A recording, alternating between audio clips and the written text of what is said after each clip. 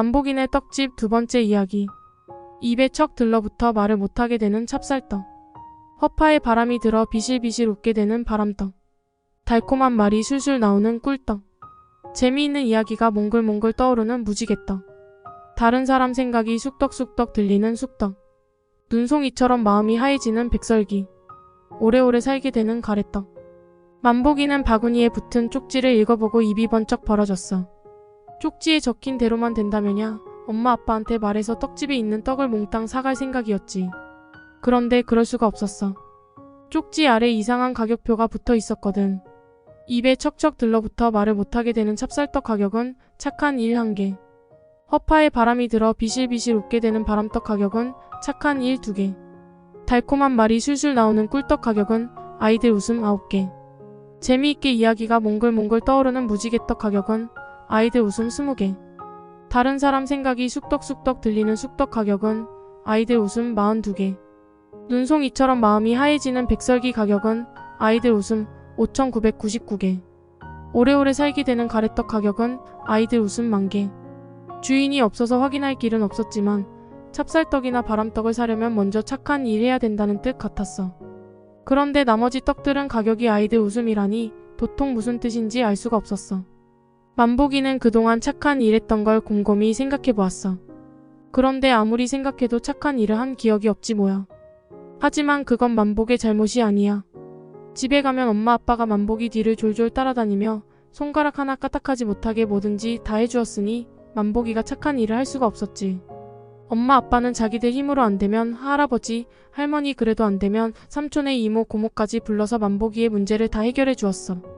그러니 만복이는 착한 일을 할 기회가 전혀 없었지.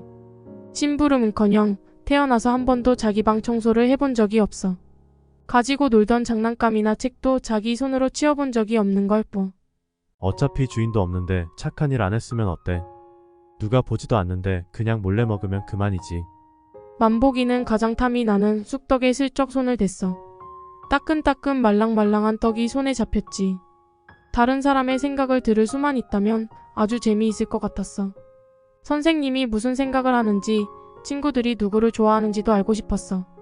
그 중에서 가장 알고 싶은 건 당연히 초연이의 마음이었지.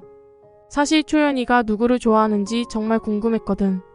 하지만 만복이가 바구니에서 떡을 꺼내자마자 쑥떡은 그대로 사라져버렸어. 진짜 귀신이 곡할 노릇이었지. 혹시 다른 떡들도 그런가 확인을 해보았어.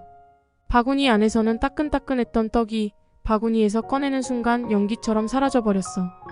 그런데 다시 보면 떡은 거짓말처럼 바구니 안에 그대로 담겨있지 뭐야. 어쩌면 정말로 파는 떡이 아니라 눈속임일 수도 있다는 생각이 들었어. 만복이는 속은 게 억울하고 화가 나서 문을 걷어차고 떡집을 나가려고 했어. 그런데 문 밖으로 발을 내리는 순간 갑자기 배에서 꼬르륵 소리가 났어. 그와 동시에 착한 일 했던 게 퍼뜩 머릿속에 떠올랐어. 학교에서 만들기를 할 때 찰흙반을 뚝 떼어 친구한테 준 적이 있었거든. 사실 선생님이 시켜서 한 일이지만 착한 일을 한 건 분명하잖아. 하지만 안타깝게도 그것 말고는 착한 일을 한 기억이 떠오르지 않았어. 많이 아쉽긴 했지만 그래도 찹쌀떡 1개 값은 된다는 생각에 만복이는 다시 가게 안으로 들어가서 찹쌀떡에 슬쩍 손을 대어 보았어. 따끈따끈 말랑말랑한 떡이 손에 잡혔지. 찹쌀떡을 꺼내어 떡이 사라지지 않고 만복이의 손에 그대로 있지 뭐야. 만복이는 기분이 아주 좋았어. 찹쌀떡은 냉큼 한 입 깨물었지. 쫀득쫀득한 찹쌀떡이 입안에 척척 달라붙지 뭐야. 그동안 먹어봤던 찹쌀떡과는 비교도 안 되게 맛있었어. 우리 만복이 학교에 잘 갔다 왔어? 집에 들어가자마자 할머니가 달려와 물었어. 하지만 만복이는 아무 말도 할 수 없었어. 입안이 척 달라붙어서 말이 나오지 않았거든. 아이고, 우리 만복이가 많이 피곤해서 말을 못하는구나. 빨리 들어가서 쉬어라.